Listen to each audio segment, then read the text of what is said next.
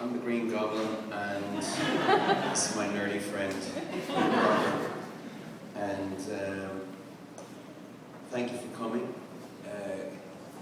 You are our people, the Mishbuka, so to speak, to use a New York man. And from what all's been said about Spider-Man Turn After Dark, it is important occasionally to remember that it is an actual musical.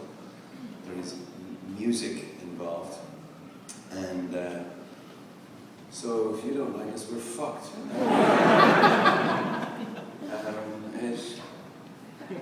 I know what you're all thinking. They're much taller in real life. But, we thought that we were going to bring rock and roll and that we were going to take over Broadway. I think it's been a 50-50 thing. So if on the Nick Tutu album there's an 11 o'clock number, you'll understand that it's been an education. 10 o'clock number, even more. 10 o'clock. You'll realise there's been an education for us too, and it has been 50-50. But we're very proud of the songs and the whole process that we went through to create them, and we think that they are some of the best we've ever written. So thank you for coming out and listening. Thanks, and we're just getting started. Fidel Castro School of Speech Making. Just Steve Lillywhite in the house.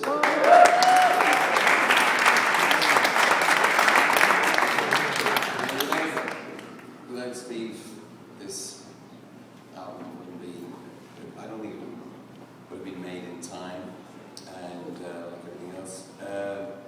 Steve just pushed us and pulled us until everything came together. We did the running order in my hotel room at 6 a.m. There was some drink involved, but I think it really works together. I think it works. But if you're curious as to why we did this, I think it might be worth explaining a little bit. U2's best work is always done when we don't know what we're doing, and we were like that as a young band, and we've always tried to stretch ourselves and find challenges and do things that we haven't done before, because that's when you grow and when you learn. And we had a conversation with Sir Paul McCartney, and we were asking him about the structures of the Beatles songs and the sort of harmonic variations and just the great range in the Beatles music, which is just astonishing. And you feel like you should take off your shoes just talking to him. And he told us an interesting, he said, actually the Beatles, in order to get the better paying jobs, do you remember this? He said, so, to get the better gigs in Liverpool, we would have to play from the American songbook. We'd play the songs from the musical theatre, Rodgers and Hammerstein, and all the rest. And very quickly we realised that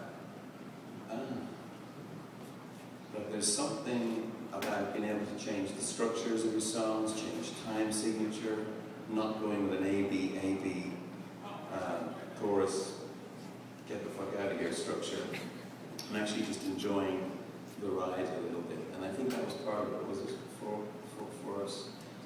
And the other thing was, Edge and myself live about a few hundred yards up the road from each other. And I think we should say that writing these songs was just so much fun. It was just really like being in a sandpit, and we just really had such a laugh. The only difficulties we've had on Spider-Man Turn After Dark have been ones that Michael and Jerry had to deal with after the death of Tony Adams. But the creative side has been an incredible and wild adventure for us. We loved it.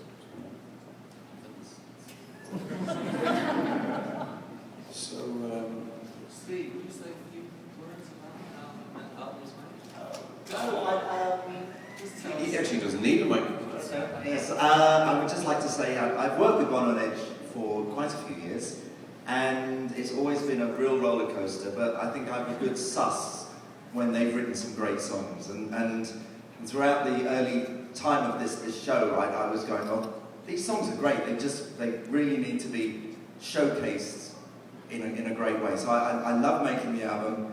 I loved all the people who helped me make the album. The cast and the musicians were spectacular. And well, yeah, it's all, yeah, but no, it was fantastic. And you did a brilliant job. And thank you for the running order. As I say, when I got the phone call from Bono at 7 in the morning saying, "What do you think of this running order?" I said, "You bastard, you got it." It was fantastic. Although, it was fantastic. Thanks to Karen. Thank you, Karen. And thank you, Karen, for putting up with everyone's problems. And thank you, and enjoy the show. Yeah, I hope you enjoyed the show. The cast are incredible. The other thing maybe you might be interested in is that there's an actual band at the heart of this. So, Reeve Carney is an astonishing singer, just to come across on a Carney tour. But he's actually, the band are astonishing. And so you have, as well as this very gifted set of musicians in the orchestra, you have this real band. I think you can feel that on the songs. And then you have this ethereal voice of TV Carpio, who's really a magical person, as well as a magical singer. And then you have Jennifer Damiano, and when she sang If the World Should End, she sang it in the audition. I could hardly breathe, and I just felt this just overpowering emotion. And I was trying to think of singers that made me feel like that. And I thought Sinead O'Connor, when I first heard her sing, it's that kind of voice. She sings from a very truthful place, and it's been very special to be around that. She's also, we also saw stuff Mary Jane from Queens with the red hair. Gotta be Irish. And then again, our two producers here who just have, what do you call it? What's Spanish for big balls? And who stuck with this. And also I think we should really credit Julie Tainwell, who I spoke with today. And, she's a card-carrying genius, incredible dramatist, and she's so rigorous and so involved in the details of her work that perhaps she just got a little tired. She would not accept this, of course, but she just got so close to it. Perhaps in the last moment she couldn't see it, but as an artist, I think we felt really privileged to work with her, and so we owe to Julie as well for the music. Anything else? I suppose the script writers, Glenn Berger and Roberto Sacasa as well, have done amazing work. Glenn, tirelessly since the very beginning, working alongside Julie, and their input along the way was invaluable to us. We're really so very much so. Okay, thanks. Okay, thanks. Enjoy it.